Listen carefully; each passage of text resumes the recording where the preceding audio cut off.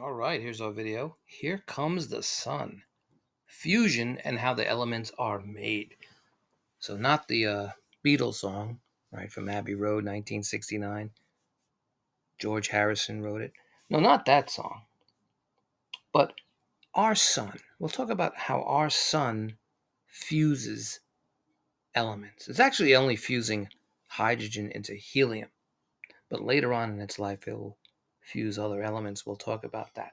So all elements are made by nuclear fusion in stars. All the elements that we know, except hydrogen. So let's get our pen ready.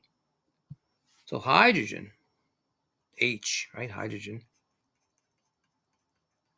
Hydrogen was made in the Big Bang 14 million years ago, roughly around there. But every other element will be made in stars. So when the Big Bang happened, there's also helium. So the ratio was 75% hydrogen in the universe and 25% helium. So that's from the Big Bang. And our sun is making helium, and a lot of stars are making helium. But our sun is too small to make any other massive elements.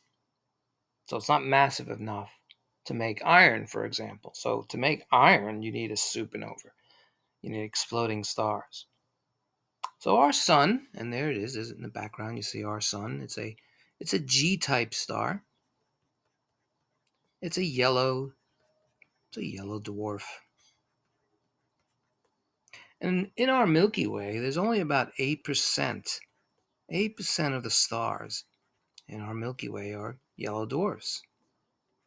The majority of stars are red dwarfs, which are smaller. And then we have, so about 80% of all the stars in the Milky Way are red dwarfs. They live longer, but they're smaller. They don't give as much heat as a yellow dwarf. But again, we need stars much more massive than our little yellow dwarf star to create those other elements like iron and so forth. So in this video, we'll just concentrate on our sun. It's fusing hydrogen into helium in the core, and the core only. So let's look at that. So you can see the core in the middle, and it's double the size of Jupiter, about double the size of Jupiter. And it's the only part in the sun that's fusing hydrogen into helium. So we'll say it is fusing hydrogen into helium. Again, only in the core, because only the core has the temperatures and the pressure to do that. So the temperature in the core, you need these extreme temperatures and pressure. The temperature is 27 million degrees Fahrenheit. So you need those temperatures. So basically, this core of the sun is like a nuclear bomb, many nuclear bombs going off. And it's been doing it for over 5 billion years, close to 5 billion years. So if on Earth we have fission reactors, we don't have fusion reactors yet. Not yet. Perhaps in the future we may have fusion reactors. So we do have fission. So fusion versus fission. I'm getting a little messy over there. Let's do that over. So fusion is happening in the sun, and the nuclear bombs we have is fission reaction. So basically the difference is in fission there's a splitting of an atom, and fusion they're fusing together. So let's look at a picture of that. All right, look at this picture. On top you see fission. So basically a neutron will smash into an atom, and the atom will split into two other atoms, and you'll create energy. But fusion, you take two atoms and you fuse them together. In this case, you're fusing hydrogen together to make helium, and it's going to produce much more energy. The only drawback is it needs much more energy to do it.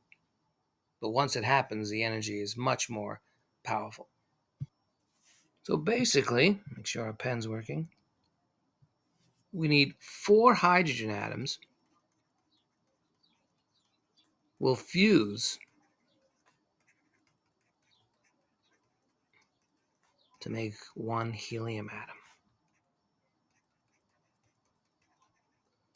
It's been going on for, like I said, almost 5 billion years, and it will do it for 5 billion years more. And more than that, because when the sun's going to become a red giant, and eventually it'll become a white dwarf, billions of years from now. I told you about the temperature. So the temperature, we'll put out the temperature again, temperature, and we'll do it in Celsius also. It's 15 million degrees Celsius, and that's 27 million degrees Fahrenheit. A little bit hot, right? But it's not just temperature, you also need pressure, intense pressure. So if you think on Earth, we have 1 bar at the surface of Earth, 1 bar of pressure. And that 1 bar of pressure is like 14.7 pounds. Now, if you think on Venus, the pressure on Venus that could crush you instantly is 92 bar. 92 bar is enormous. But if you think about what's in the core of the sun, so we put the sun's core, what do you think? It's 265 billion bar. So that's enormous amounts of pressure. So all that pressure and all that heat will fuse hydrogen into helium.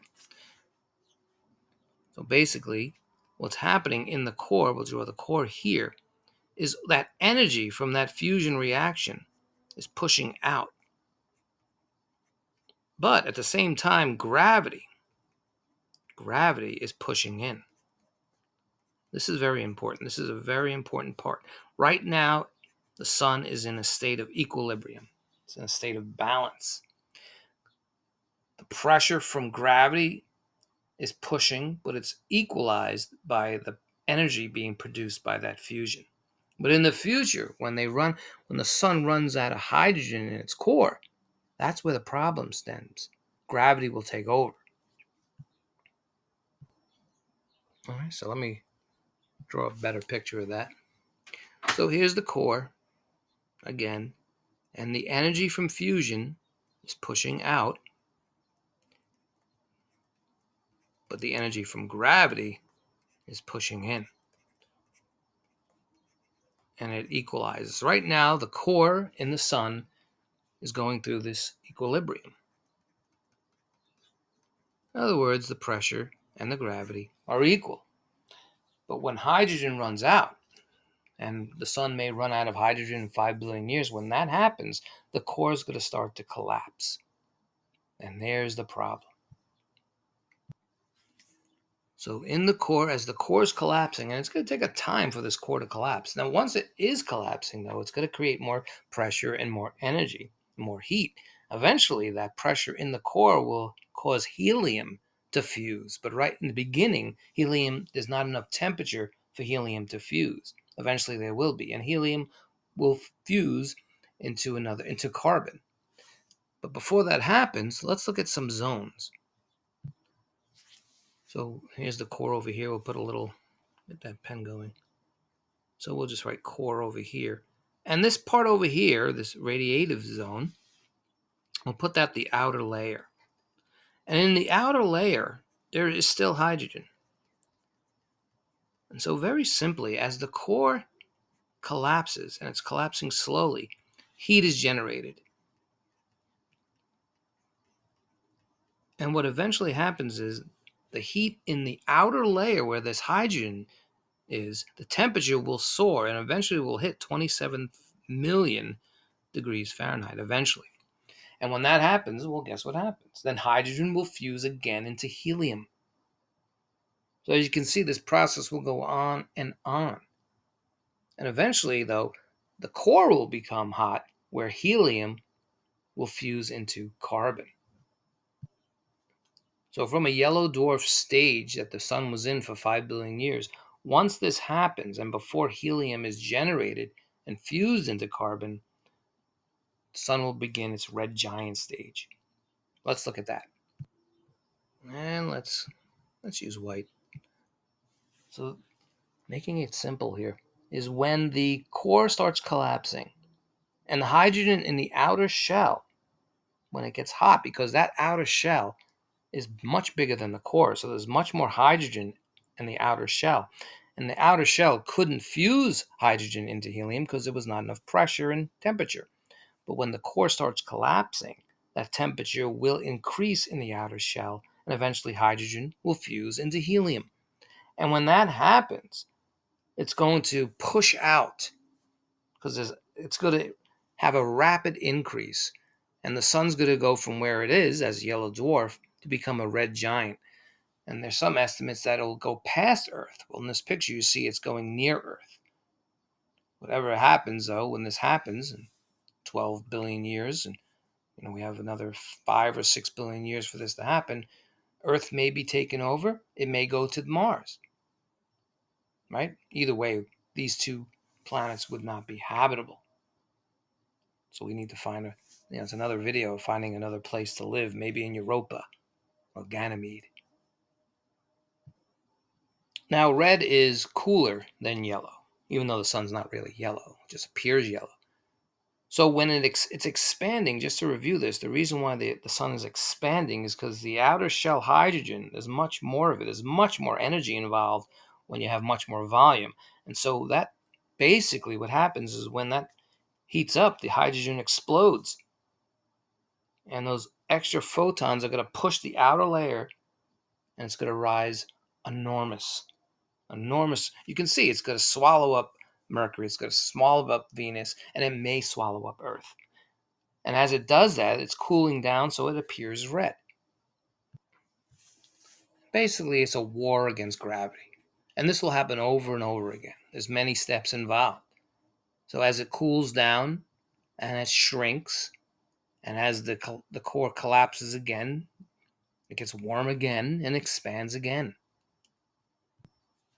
And like I said in the beginning of the video, the sun does not have enough mass to go beyond what you're seeing here to iron. So eventually, though, the hydrogen will fuse into helium. Helium could fuse into carbon. And if the sun was more massive, it could fuse into neon. And even more massive than that, the neon can fuse into oxygen, as you're seeing in the picture.